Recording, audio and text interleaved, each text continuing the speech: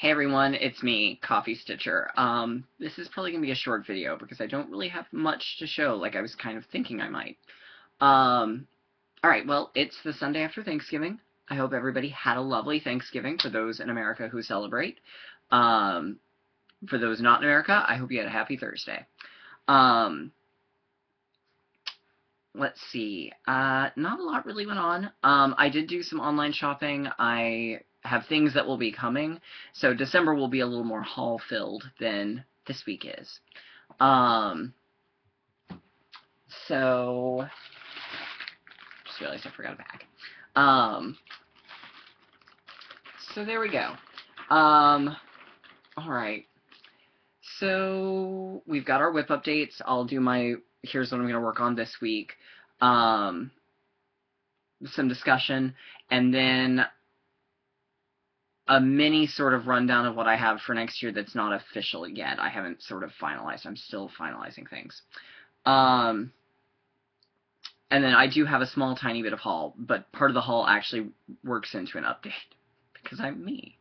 Alright, so the first thing, I got both of my Fabric of the Month pieces. The first one is my first from Leslie's Under the Sea Fabrics, and this is Autumn.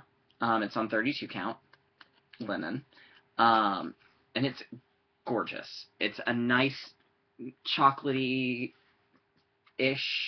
cocoa-ish brown. I'm actually thinking when I do the Harry Potter sampler that this will probably be what I do it on, and I know she's having a big sale, but I'm going to have to honestly wait until her next sale, or just until I have the money to buy it, because I really spent more than I needed to this weekend. There's still a few things I need to get, as well as another couple of Christmas presents to buy, so I'm probably going to have to pass on the fabric thing there, which makes me sad, but it is what it is.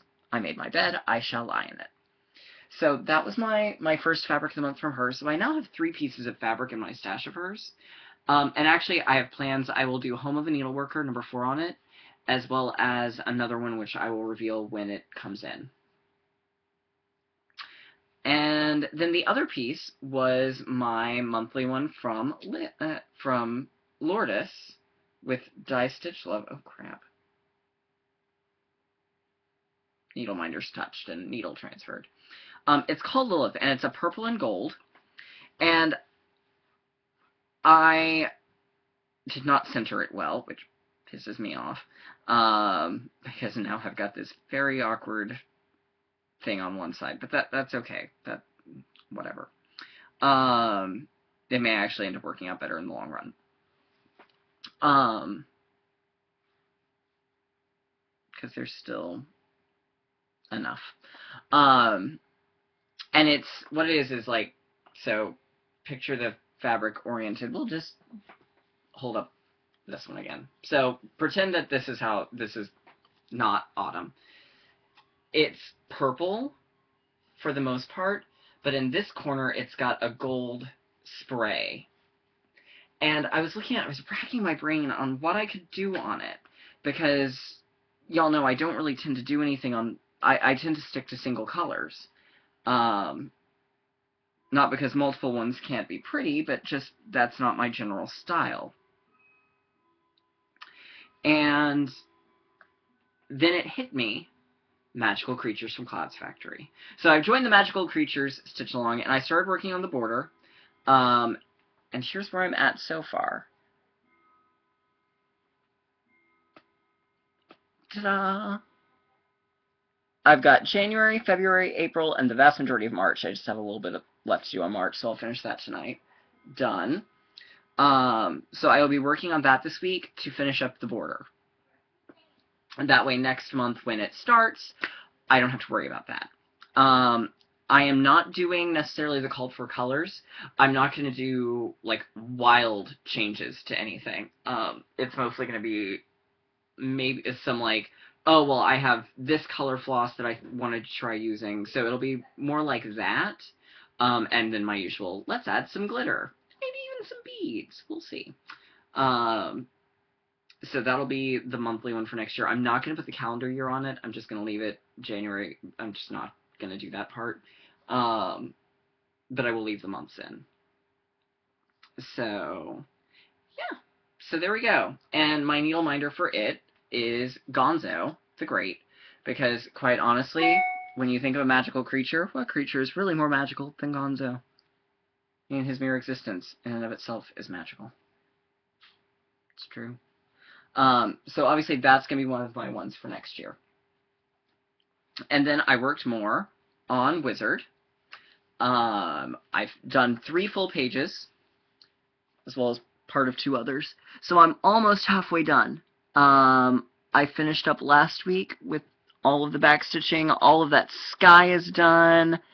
Backstitch, the rainbow has all its sparkle, and I started in on Tin Man. And I think for Tin Man, I'm going to use some beads, and I think I'm going to add in some sparkle on it too. But I'm not entirely sure where. I haven't figured that out just yet. So, because I do think he needs a little sparkle, and obviously the ruby slippers will have sparkle. And then beyond that, I'm not sure. But I do think I may use some beads on him. I'm going to try and incorporate some beads into it in general, just to give it a little more. But there I am. So I would like to ideally finish that this year, but we'll see what happens. Also, this week, we hit the new month, so I get to do 2 more I get to do more on Scream House. So here's where I'm at. I think what I'm going to do, because January I have a whole lot to start at once, what I think I'm going to do is, because the roof pieces are so small to begin with,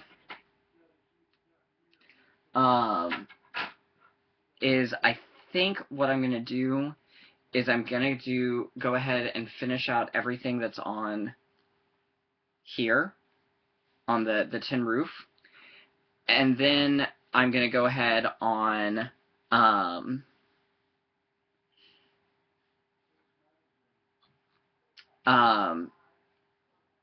then depending on where we're at and how I'm feeling, I may go ahead and do, because it's got 2 roof pieces and a floor piece, I may go ahead and do the floor piece on the Peoria Purple. Just simply so that I can still kind of be on schedule, and I know that's going to be kind of cheating. But because January 1st, I have the Brooks books to start, and Magical Creatures is not going to be my first thing up, but because that's when and I really want to start on my Brooks, I don't want the pressure of this. So New Year's Day, I'm going to try and already be a little ahead. So yeah, so there we go with that. So some plans for next year, obviously, once a month I'm going to do the Brooks. I've got the different characters started, and I need to pick her brain because they're going to be ornaments. And I have a couple of questions for her about ornaments and such. So I've got that planned. Obviously, Magical Creatures calendar. And then my Scream House. So those 3, that's really carrying over. So those are on the plan. Then I've got, in the Fairy Tales book, so then carrying over, we have Oz, Fairy Tales book, Wotsits, Paradise Lost, and Blue Jeans and Daisies, because I will in December finish up Patchwork Pin Keep, one way or the other. It's getting finished because it's just so small. So that's going to put me with basically 8 whips. I am mostly only really comfortable with 8 whips. I can go up to 10. I've done it before, but I really don't like having things hold over for extended periods. So my challenge to myself is going to be to try not to start anything new, other than, obviously, Home of a Needleworker in February. So I want to get as much done by the time Stitch Mania rolls around in May. I probably won't do 15 new starts again. I will probably do one for every 5 days.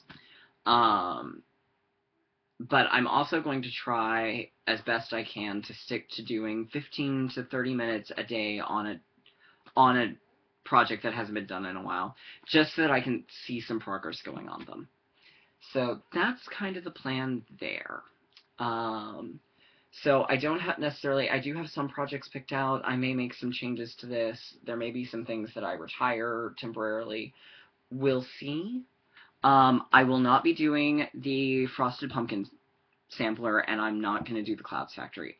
I like the idea behind both of them, but I'm not in love enough with them to actually want to do them. Now, I've been very excited seeing everybody post about them and everything that they want to do, and I think that's really great and really fantastic, but I just don't want to do either of them badly enough to put them in the list. So I really want to do Magical Creatures, and I really want to do Brooks. So that's going to be my 2 Stitch-alongs for the year, and I think going forward, unless someone decides to do a singularly Wizard of Oz themed Stitch-along, I'm probably not going to join any more mystery Stitch-alongs until I see what the final product looks like. Because, you know, it was fun doing Mysterious Halloween Town, except I didn't like the last part. And I was making so many changes to Storytime and Once Upon a Time, obviously, since I've created this hybrid, that they don't really seem to be for me. The exception being I did like everything in the French one that I also still have. That one's in there too, so that's 9. So no, I'm at my cap. No more new starts. At least not until a couple of things get finished. So there we go. Alright. Let's see. So things that are coming up. We've got Stitchy Box and Dragonfly Lotus and grab bags from both of those. And I've got an order with Stitching Bits and Bobs for my stuff for Oz Santa.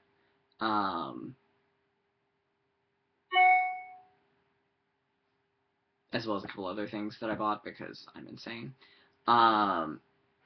So definitely those.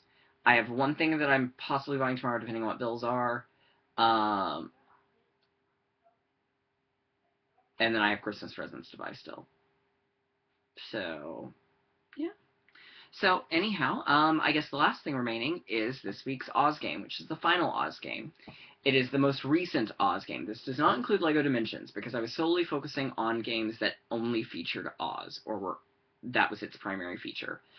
There was an educational game that was skipped from the 90s because I never owned it because we didn't have a computer until we were into the CD-ROM era. There were some 3.5-inch floppies still, but primarily we were the CD era. So I never had that game and it taught you to read.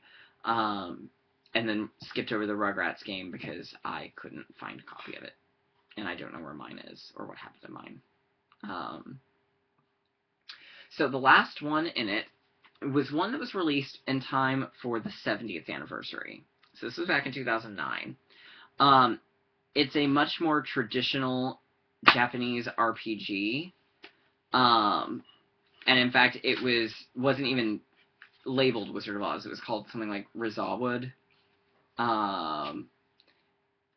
over in Japan. And then when they came over here, they actually really branded it Wizard of Oz with the logo and a little snippet of Over the Rainbow. And it's very, very, very definitely your traditional RPG style. It was ridiculously difficult. I never finished it. But it's called The Wizard of Oz Beyond the Yellow Brick Road. And really, like I said, beyond the little snippet of Over the Rainbow and the fact that it's set in Oz and Dorothy has red boots, it's very much your traditional Japanese nondescript RPG. So really not a lot to write home about this one, but it was the last Oz game to come out. So there we go. So that's the end of the Oz games. Next month is going to be Christmas in Oz. And I've got several things to show that are kind of fun. So, anyhow, I hope everyone had a great Thanksgiving.